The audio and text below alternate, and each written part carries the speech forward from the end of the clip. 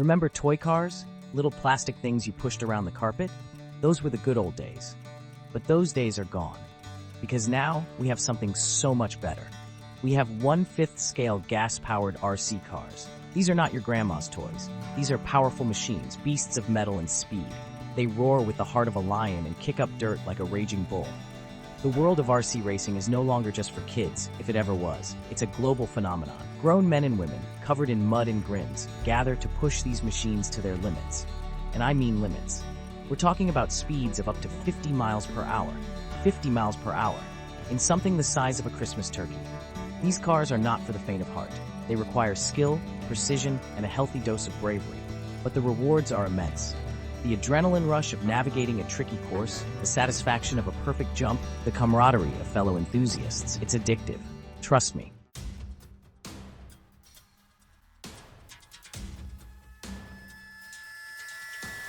These RC cars are serious business. We're talking about miniature versions of actual cars. They have engines, gearboxes, suspension, the whole shebang. They require tuning, maintenance, and a good understanding of mechanics. This is not a hobby you can just pick up on a whim. Oh no, this is a lifestyle. Before you even think about getting behind the wheel, or should I say controller, you need the right gear. Protective goggles are a must. Those little wheels kick up a surprising amount of debris. Gloves are also a good idea, unless you enjoy getting grease under your fingernails. And of course, you need the car itself. Prices for these beasts can range from a few $100s to several thousand. Yes, you read that right. Thousands. But think of it as an investment in pure, unadulterated fun. And don't forget about the spare parts, because when you're pushing these cars to the limit, something is bound to break.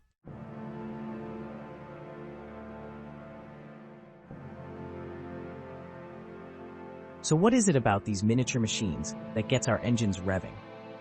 It's the challenge, the competition, the sheer joy of controlling something so powerful. It's about pushing yourself and your machine to the edge and coming out on top. It's about the mud, the sweat, the smell of gasoline, and victory. There's a certain magic in seeing these little cars fly through the air, defying gravity and logic. It's like watching your favorite action movie, except you're in control. You are the director of this high-octane spectacle. And the best part? No expensive CGI required.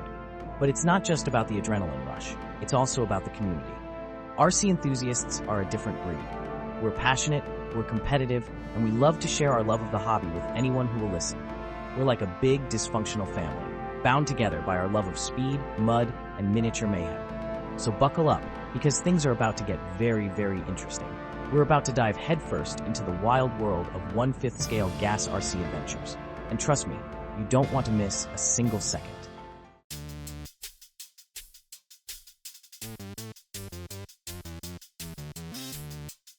Right.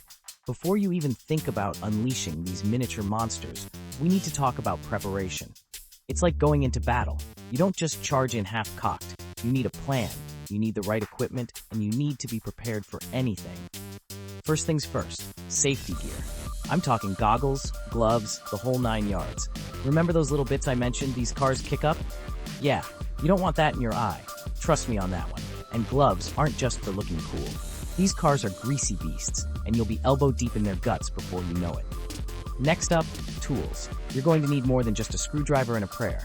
Wrenches, pliers, hex keys, the works. Think of it as surgery, but for cars. And just like a surgeon, you need the right tools for the job. You'll be surprised how many different sizes and types of screws those crafty engineers manage to fit into these little machines.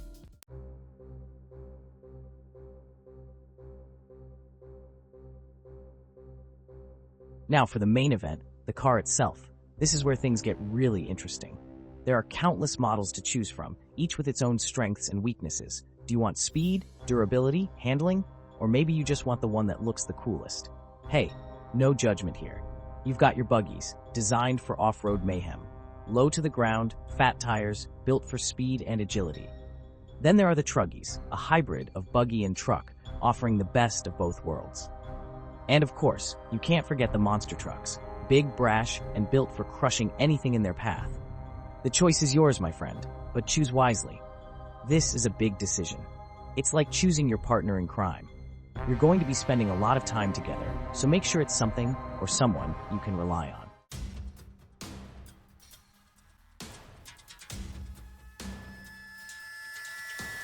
Once you've got your hands on your dream machine, don't think you can just fill it up with petrol and go. Oh no, my friend. These cars require love, care, and a whole lot of tinkering. That's right, I'm talking about the art of the tune-up. Before each and every run, you need to make sure your car is in tip-top shape. Check the engine, the tires, the suspension, everything. A well-tuned car is a happy car, and a happy car is a fast car. It's all about finding that sweet spot, the perfect balance of power, handling, and reliability. This is where the real skill comes in.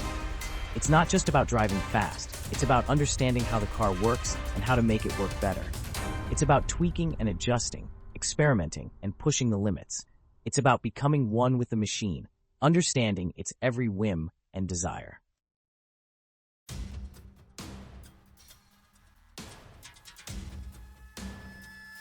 Now, before we get to the fun stuff, the mud, the jumps, the glorious mayhem, we need to talk about safety. I know, safety isn't exactly the sexiest topic, but trust me, it's important. These cars are powerful machines, and they demand respect. First and foremost, always, and I mean always, use your common sense. Don't drive your car in crowded areas, near roads, or anywhere else where you might endanger yourself or others. These are not toys. They are serious bits of kit, and they need to be treated as such. Make sure you've got plenty of space to play. A wide open field, a deserted parking lot, your annoying neighbor's perfectly manicured lawn. Just kidding, maybe. You want to be able to let loose without worrying about taking out a small child or a prized rosebush.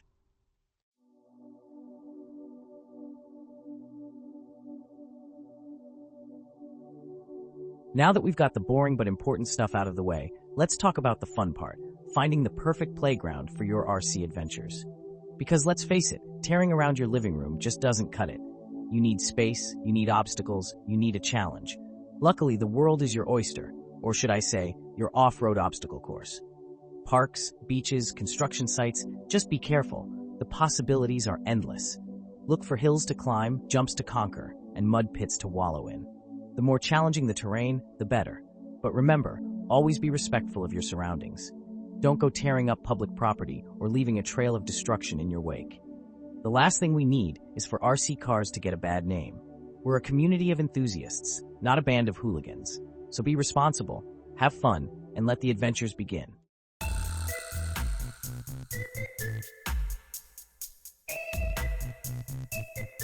Alright, petrol heads, let's talk mud. Glorious, sticky, soul-satisfying mud. Because in the world of 1/5 scale gas RC adventures, there's nothing quite like taking these beasts for a good old-fashioned mud bath.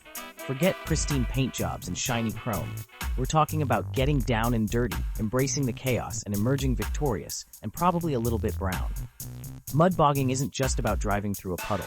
Oh no, my friends. This is an art form. It's about finding the perfect quagmire, the kind that would swallow a small hatchback hole, and then navigating it with skill, precision, and a good dose of luck. It's a test of man and machine, a battle against the elements, and a whole lot of fun. So grab your goggles, put on your mudden boots, and let's get dirty.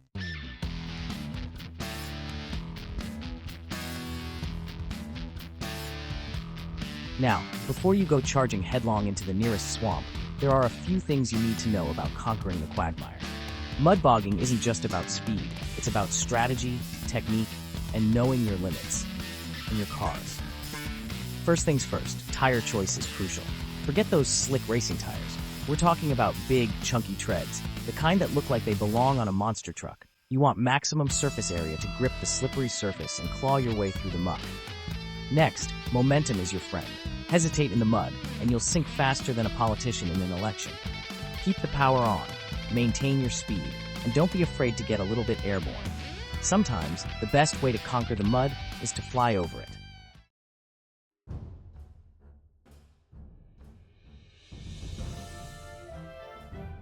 When it comes to mud bogging, not all RC cars are created equal. Sure, you can take your trusty buggy for a spin in the muck, but if you really want to dominate the quagmire, you're going to need something with a bit more grunt. Enter the monster truck. These beasts are built for one thing, conquering any terrain, no matter how challenging. With their massive tires, powerful engines, and high ground clearance, they laugh in the face of mud. But don't discount the truggies just yet. These versatile machines offer a good balance of speed, agility, and mudslinging capability. They might not have the sheer brute force of a monster truck, but they can be surprisingly nimble in the muck.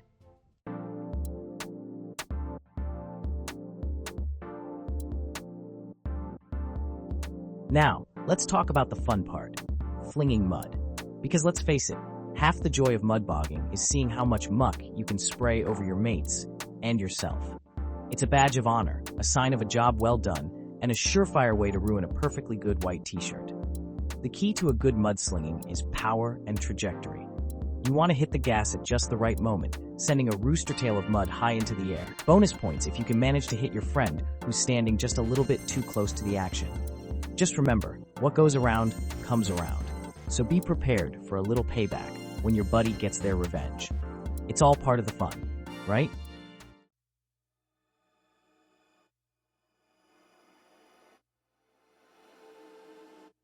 Now, let's be realistic for a moment. No matter how skilled you are, how powerful your car is, or how much luck you've got on your side, sooner or later, you're going to get stuck. It's just a fact of life in the mud bogging world. But don't panic. Getting stuck is all part of the fun and the challenge. It's a test of your ingenuity, your problem-solving skills, and your patience. Because let's be honest, digging your car out of a mud pit isn't exactly a quick and easy process. First things first, assess the situation. How deep are you stuck? Can you see any solid ground? Is there a tree or a rock nearby that you can use as leverage? Once you've got a plan, it's time to get to work.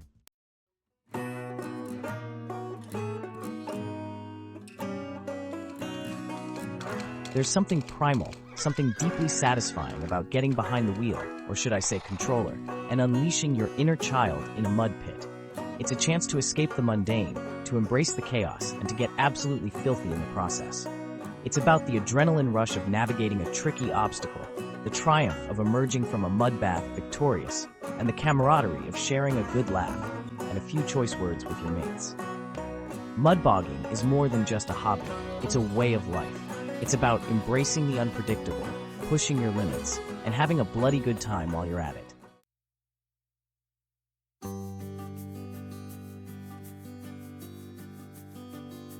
A word to the wise, before you head home, covered in mud and glory, make sure you've got access to a pressure washer. Because trust me, you're gonna need it. These cars get filthy. We're talking caked in, baked on, stuck for life, filthy. And while a little bit of mud adds character, a lot of mud can start to affect the performance of your car. Plus, your significant other might not appreciate you tracking mud through the house. So do yourself and your car a favor and give it a good clean before you call it a day. It's the least you can do for your trusty mudslinging machine.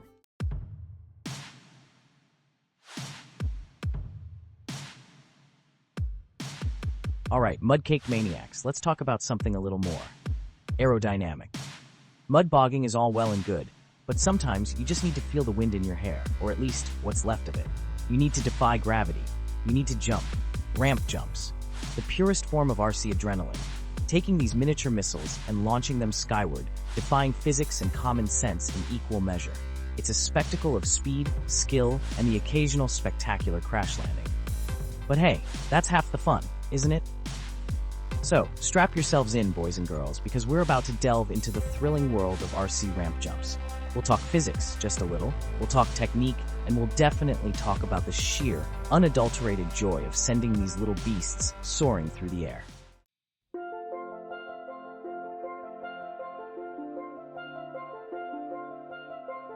Now, I'm not going to bore you with too much science here. We're not trying to launch a rocket into space, after all. But understanding a little bit about the physics of flight, even in miniature, can make the difference between a perfect landing and a faceplant of epic proportions. Here's the gist: speed, angle, and trajectory. Get those three things right and you'll be soaring like an eagle, or at least a very fast remote-controlled car.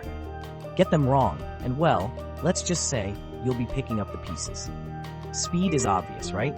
The faster you hit the ramp, the higher and farther you'll fly. But angle is just as important. Too steep and you'll be going vertical, which is great for a helicopter, not so much for an RC car. Too shallow and you'll be skimming along the ground, which is great for a pancake, not so much for a thrilling jump.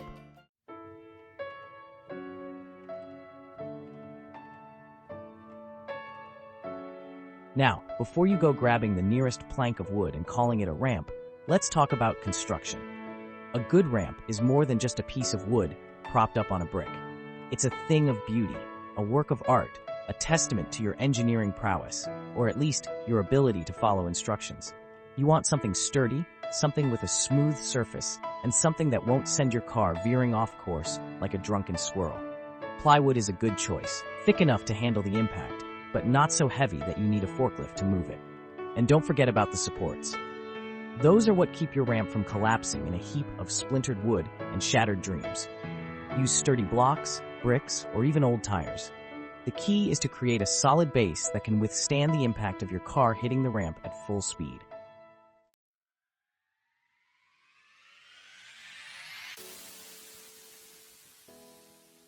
So, you've got your ramp built, your car is fueled up and raring to go, and you're itching to launch this thing into orbit. But hold your horses, Speed Demon. Before you mash that throttle, let's talk about timing. Timing is everything when it comes to ramp jumps. Hit the ramp too early or too late, and you'll be in for a world of hurt and possibly a broken car. You want to hit the ramp at just the right moment, when your car is at its peak speed and perfectly aligned. But timing isn't just about hitting the ramp. It's also about knowing when to ease off the throttle and let gravity do its thing. Hold on too long, and you'll nosedive into the ground like a meteor. Let go too soon, and you'll lose all your momentum and end up doing a rather unimpressive belly flop.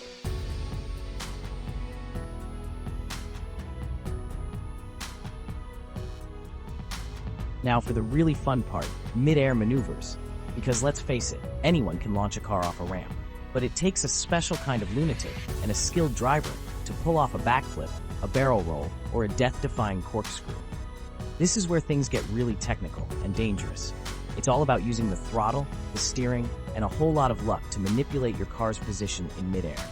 It takes practice, patience, and a healthy disregard for the structural integrity of your RC car. But when you nail that perfect maneuver, landing smoothly on all four wheels like a boss, well, that's a feeling that's hard to beat. It's pure adrenaline, pure skill, and pure bragging rights.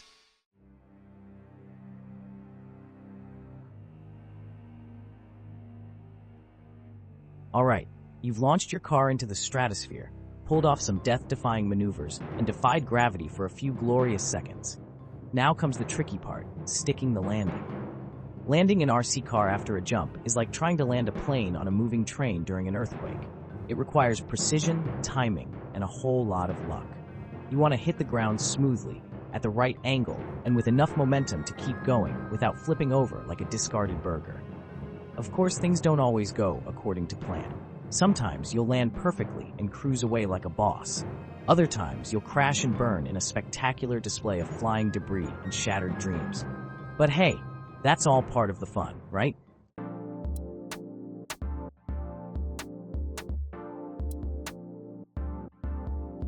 So, you've survived another round of ramp jumps.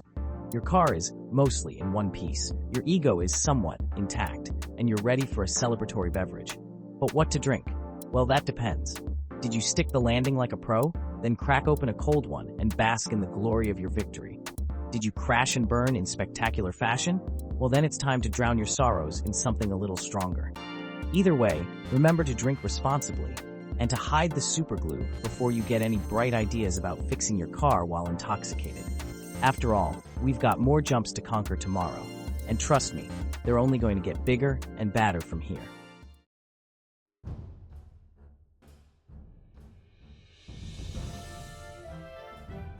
Gentlemen, start your engines and prepare for takeoff. Right, you lot, buckle up, because we're ditching the manicured jumps and heading for the hills. And I'm not talking about a gentle incline you could push a pram up. No, we're talking about dirt hills so steep, they'd make a mountain goat think twice. Dirt hill jumps, the wild west of RC adventures. No ramps, no safety nets, just you, your trusty machine, and a whole lot of gravity waiting to have its wicked way with you. It's about raw power, guts, and a touch of madness. This is where the boys are separated from the men, the contenders from the pretenders. So, grab your courage, check your tire pressure, and let's conquer some dirt.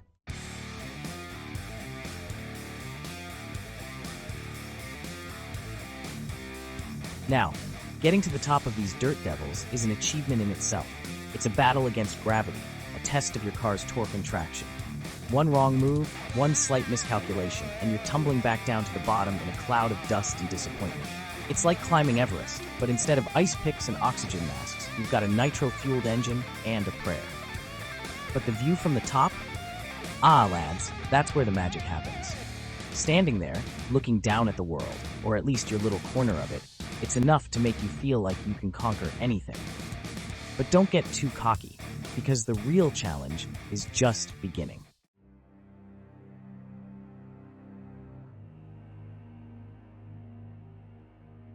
Reaching the crest of the hill is one thing. Launching yourself off it without somersaulting into oblivion is quite another. This is where finesse meets fearlessness. You need to judge the angle, the speed, the wind. Yes, even a slight breeze can send your miniature missile off course. Too much speed, and you'll be doing a triple loop-de-loop before crashing down in a heap of mangled metal. Too little, and you'll nosedive into the face of the hill, and performing an impromptu and rather destructive faceplant. The trick is to find that sweet spot, that perfect balance of momentum and control. It's a delicate dance, a high-stakes game of chicken with gravity. But nail it, and you'll be soaring through the air like a miniature superhero.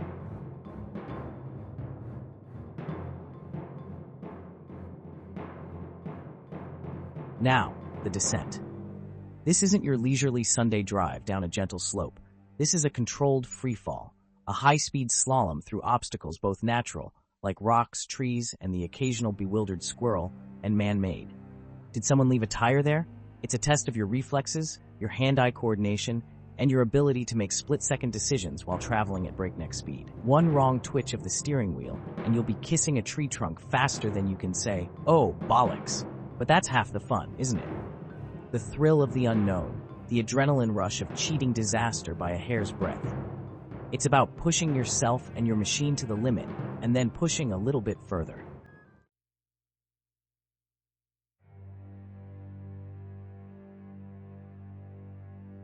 You made it. You conquered the hill, survived the descent, and your car is still mostly in one piece. Time to crack open a cold one, right? Well, almost. First, you've got to survey the damage. Because let's be honest, dirt hill jumps are not for the faint of heart or the light of wallet. There will be bumps, there will be bruises, and there might even be the odd missing part. But that's the price you pay for glory, my friends. So, grab your toolbox, fire up the superglue, and let the repairs begin. Because tomorrow, we're doing it all again, only bigger, badder, and with a whole lot more dirt.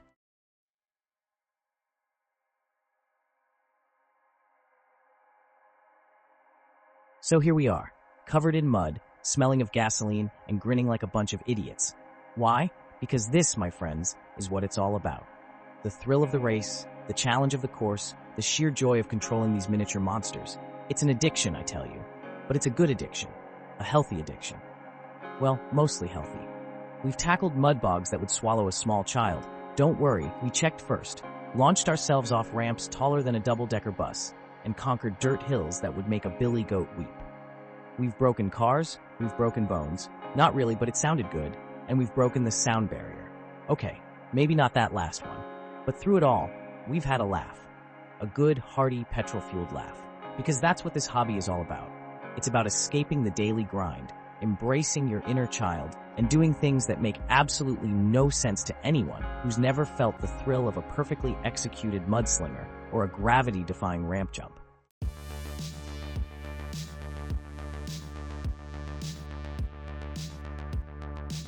And the best part? This is just the beginning.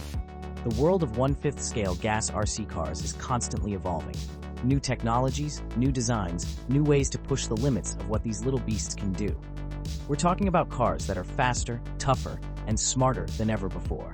Imagine cars that can navigate a course autonomously, battling it out like robotic gladiators.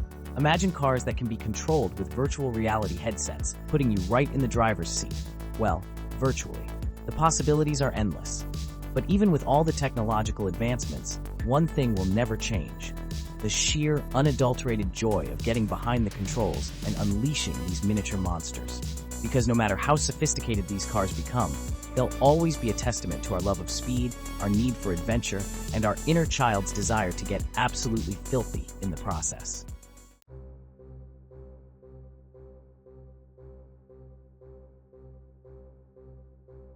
So, There you have it, the wild, wonderful, and occasionally muddy world of 1/5 scale gas RC adventures.